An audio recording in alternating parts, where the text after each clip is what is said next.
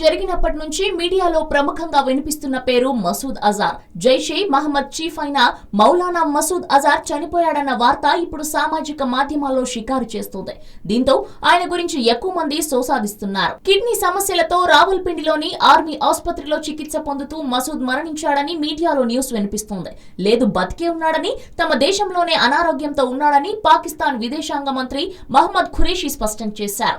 అలాగే జైషే మహమ్మద్ సంస్థ మసూద్ బతికే ఉన్నాడని, అది కూడా పూర్తి ఆరోగ్యంతో ఉన్నాడని అంటుంది. ఇక భారత్ పాకిస్తాన్ మధ్య ఉద్రిక్తతలు తగ్గించేందుకు పాకిస్తాన్ ఐఎస్ఐ ఆడుతున్న గేమ్ ప్లాన్ ఇదని కొందరు అంటున్నారు. మసూద్ కుటుంబ సభ్యులు కూడా అతను బతికే ఉన్నాడని చెబుతున్నట్లు పాకిస్తాన్ కి చెందిన జియో న్యూస్ తెలిపింది.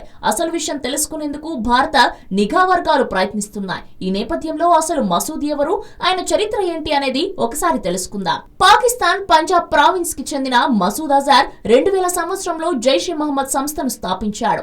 1999లో ఉగ్రవాదులు ఇండియన్ ఎయిర్లైన్స్ విమానాన్ని హైజాక్ చేసినప్పుడు దాన్ని విడుదల చేయించే క్రమంలో భారత ఎన్డీఏ ప్రభుత్వం అప్పటి ఖైదీగా ఉన్న మసూద్ అజార్ ను విడిచిపెట్టింది. అలా భారత్ నుంచి తప్పించుకున్న 50 ఏళ్ల మసూద్ అజార్ నిలువెల్లా ఉగ్రవాదాన్ని నింపుకున్నాడు. 2001లో భారత పార్లమెంటుపై దాడికి సూత్రధారి కూడా అయ్యాడు. జమ్మూ కాశ్మీర్ అసెంబ్లీ దగ్గర జరిగిన ఆత్మాహుతి దాడికి స్కెచ్ వేసింది ఇతనే. పఠాన్కోట్ లో ఇండియన్ ఎయిర్ ఫోర్స్ పై దాడి చేయించాడు. తాజాగా కాశ్మీర్ లోని పుల్వామా జిల్లాలో జరిగిన ఉగ్రదాడి వెనుక కూడా ఉన్నది మసూద్ అజారే అన్నది కేంద్ర ప్రభుత్వం చెబుతున్నమాట.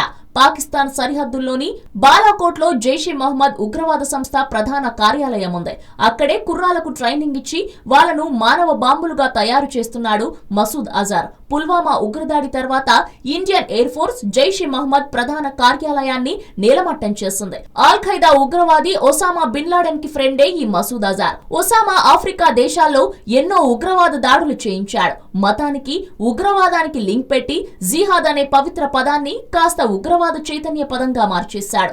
అమెరికా, బ్రిటన్ సహా చాలా దేశాల్లో ఒసామా ఉగ్రవాద దాడులు చేయించాడు. అవన్నీ దగ్గరుండి చూసిన మసూద్ ఉడుకు రక్తంతో రెచ్చిపోయేవాడు. తాను కూడా ఒసామాలా ప్రపంచ గుర్తింపు పొందాలని కలలు కన్నాడు.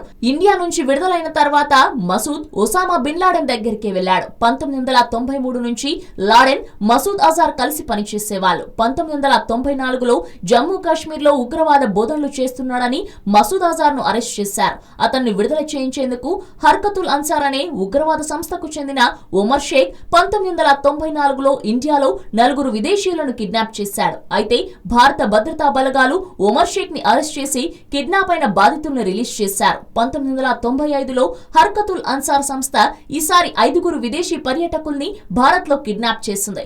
మసూద్ ని రిలీజ్ చేయాలని డిమాండ్ చేసింది. పని జరగకపోవడంతో ఆ 5 చంపేసింది. ఇక కాందహార్ విమాన హైజాక్ ఎపిసోడ్ తర్వాత బయటకొచ్చిన మసూద్ అజార్ వెంటనే జైషే మహమ్మద్ సంస్థను స్థాపించాడు. 2000 సంవత్సరం ఏప్రిల్లో జమ్మూ కాశ్మీర్ లోని శ్రీనగర్ లో మొదటి ఆత్మాహుతి దాడి చేయించాడు.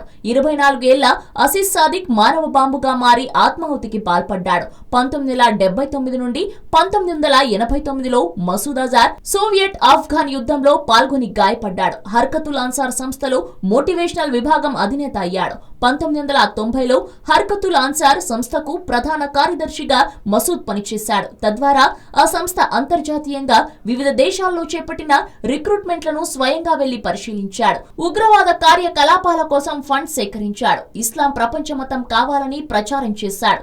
Zambia, Abu Dhabi, Saudi Arabia, Mongolia, Britain, అల్బేనియాలో పర్యటించాడు. 1993 జనవరిలో బంగ్లాదేశ్ వెళ్లిన మసూద్ అక్కడ ఉగ్రవాదంపై ప్రసంగాలు చేశాడు. ఆ తర్వాత అదే ఏడాది సోమాలియా వెళ్లి ఆల్ ఖైదా తరఫున పనిచేస్తున్న ఉగ్రవాదుల్ని కలిశాడు. అప్పటి నుంచి జిహాద్ పదాన్ని ఉగ్రవాదం కోసం ప్రచారం చేయడం మొదలుపెట్టాడు. బ్రిటన్ లో కొందరు మసూద్ అజార్ కి ఆయుధాలు సప్లై చేశారు. ఆ తర్వాత ఇండియా వచ్చిన మసూద్ జమ్మూ కాశ్మీర్ లో ఉగ్రవాద ప్రసంగాలు చేస్తుంటే 1994లో అరెస్ట్ చేశారు. ఇలా మసూద్ అజార్ చరిత్ర మొత్తం ఉగ్రవాదంతో ముడిపడి ఉంది. పౌరులు, సైన్యాన్ని చంపడం, ఇస్లాం మతాన్ని ప్రపంచ మతంగా మార్చడం వంటి అతివాద భావాలతో పెరిగిన మసూద్ అజార్ తన చుట్టూ ఉన్న ప్రపంచం ఏం చెబితే అదే కరెక్ట్ అని భావించాడు. ఒసామా బిన్ లాడెన్ కారణంగా మసూద్ లో ఉగ్రవాద భావాలు మరింత ఎక్కువయ్యాయి. ఇది తప్పు అని చెప్పే పరిస్థితులు లేకపోవడంతో ప్రపంచం ఓ ప్రమాదకరమైన ఉగ్రవాదిని చూడాల్సి వచ్చింది. ప్రస్తుతం మసూద్ బతికే ఉన్నాడన్న ప్రశ్న ప్రపంచవ్యాప్తంగా చిక్కుముడిలా మారింది. అయితే పాక్ జైషే మహమ్మద్ మాటలను బట్టి అతను బతికే ఉన్నాడని అర్థమవుతుంది. అయితే ఏ పరిస్థితిలో ఉన్నాడనేది స్పష్టం కావాల్సి ఉంది.